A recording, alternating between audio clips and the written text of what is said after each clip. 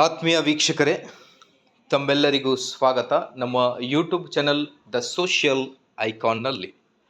ವೀಕ್ಷಕರೇ, ಈ ಒಂದು ವಿಡಿಯೋದಲ್ಲಿ ಕರ್ನಾಟಕ ರಾಜ್ಯ ಸರ್ಕಾರಿ ನೌಕರರ ಮತ್ತು ಪಿಂಚಣಿದಾರರ ಕುರಿತು ಒಂದು ಬಿಗ್ ಬ್ರೇಕಿಂಗ್ ಅಪ್ಡೇಟನ್ನು ತಮ್ಮೊಂದಿಗೆ ಶೇರ್ ಮಾಡ್ತಾ ಇದ್ದೀನಿ. ವೀಕ್ಷಕರೇ, ವಿಡಿಯೋನ ಸ್ಟಾರ್ಟ್ ಮಾಡೋಣ. ಅದಕ್ಕಿಂತ ಮುಂಚೆ ನೀವು ಕೊಡುವ ಒಂದೇ ಒಂದು ಲೈಕ್ ನಮಗೆ ಸಪೋರ್ಟ್ ಆಗಿರುತ್ತೆ. ದಯಮಾಡಿ ವಿಡಿಯೋನ ಲೈಕ್ ಮಾಡಿ, ಅದರ ಜೊತೆಗೆ ನಮ್ಮ ಯೂಟ್ಯೂಬ್ ಚಾನಲನ್ನು ಕೂಡ ಸಬ್ಸ್ಕ್ರೈಬ್ ಮಾಡಿಕೊಳ್ಳಿ. ವೀಕ್ಷಕರೇ, ಕರ್ನಾಟಕ ರಾಜ್ಯ ಸರ್ಕಾರಿ ನೌಕರರ ವರ್ಷದ 2ನೆಯ ತುಟ್ಟಿ ಭತ್ಯೆ, ಪಿಂಚಣಿದಾರರ ತುಟ್ಟಿ ಪರಿಹಾರ ಕುರಿತು ಬಹಳಷ್ಟು ಚರ್ಚೆಗಳು ಕೂಡ ನಡೀತಾ ಇವೆ. ಕೆಲವೊಂದು ಬಲ್ಲ ಮೂಲಗಳಿಂದ ಬಂದಿರುವ ಮಾಹಿತಿಯ ಪ್ರಕಾರ ಕೇಂದ್ರ ಸರ್ಕಾರಿ ನೌಕರರಿಗೆ 4% ಅಥವಾ 3ರಿಂದ 4% DA ಏರಿಕೆಯಾಗಬಹುದು ಅನ್ನೋದ್ರ ಬಗ್ಗೆ ಅಂದಾಜಿಸಲಾಗಿದೆ.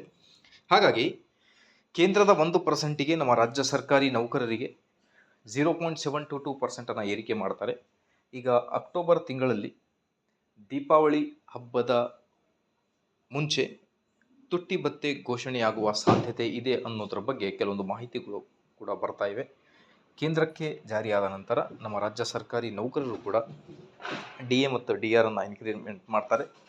ಸೊ ಹಾಗಾಗಿ ಆದಷ್ಟು ಬೇಗ ಜಾರಿಯಾಗಲಿ. ಮಾಹಿತಿ ಇಷ್ಟದಲ್ಲಿ ಲೈಕ್, ಶೇರ್ ಆ್ಯಂಡ್ ಸಬ್ಸ್ಕ್ರೈಬ್.